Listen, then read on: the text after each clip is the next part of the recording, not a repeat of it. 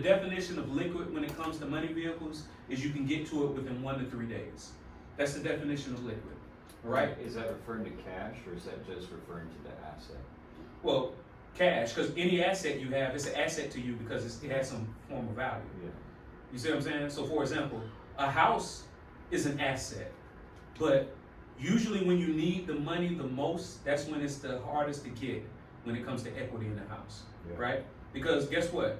If you got equity in the house and it's appraised at a substantial amount, but nobody won't buy it at that appraisal amount, what does that equity mean? Even if you have equity in a house and you go to a bank and they won't refinance it, what does that mean, right? It don't matter how much equity you have in something. It don't matter how much money you have somewhere. If you can't get to it, it means nothing. Let's say you got an offshore account. Let's say Jesus, one of his artists, how they really make money. They got an offshore account, right? If you can't get to the money, what's the point, right? So the first most important thing you want where you have your money is you want it to be liquid. The second important thing is safe. For example, what we were saying about those qualified retirement accounts. Okay, it's growing tax-free, tax deferred, and you can, and you're able to, write it off if it's a traditional qualified retirement account. But if you're able to go to sleep and wake up and it's worth 50% less than what it was the night before, what's the point?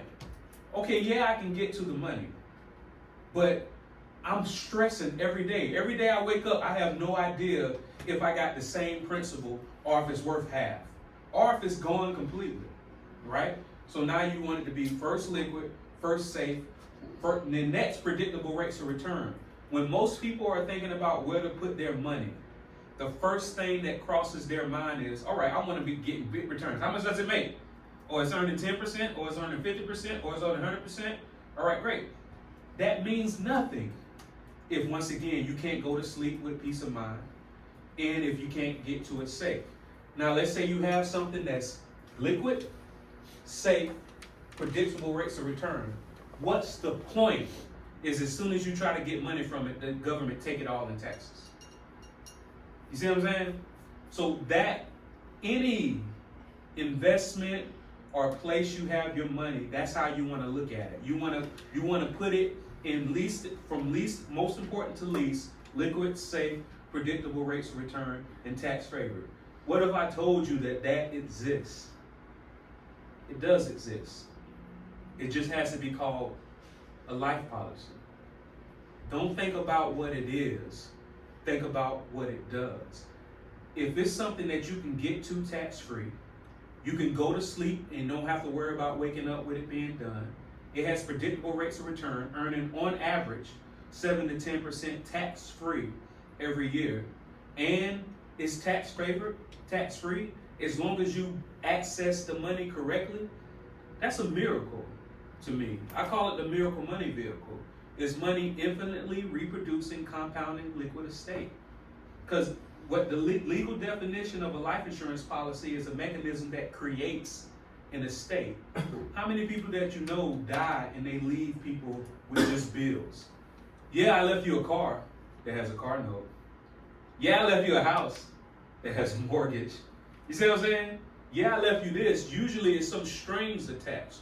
Now, the most important thing, what life insurance is what most people think. So let me ask y'all, what can you do with baking soda?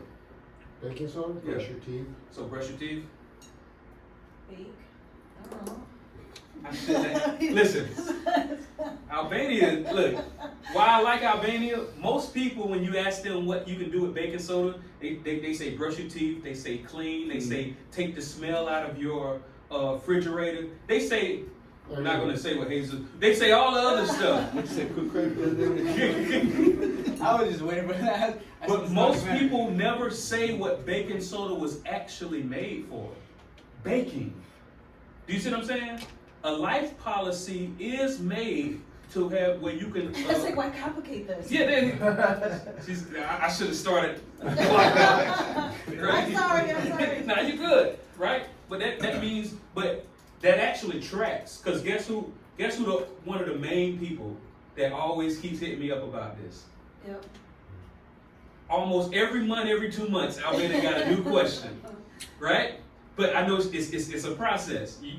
You're working it out. It has But- to percolate. Yeah, it has to percolate, right? There's on a percolator, you know what I mean? Right? It has to percolate, right? So, once again, yes, a life insurance policy will leave your beneficiaries a death benefit. Yeah, but according to Internal Revenue Code 101A, 7702, and 72E, as long as it's a life insurance policy, it grows tax-free. You can utilize it tax-free. And when you die, it blossoms and passes to your heirs tax-free. So that's what we're going to talk about. So let me ask y'all a question.